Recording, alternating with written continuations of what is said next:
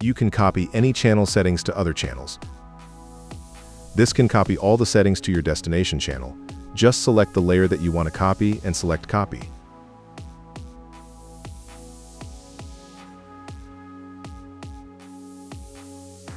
Choose the destination channel and click Paste.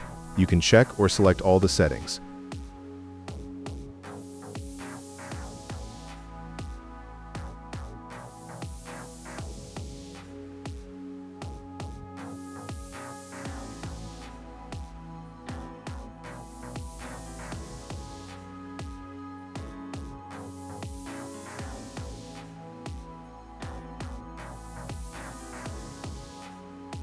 You can also save all the configuration you made to the mixer and reload it again.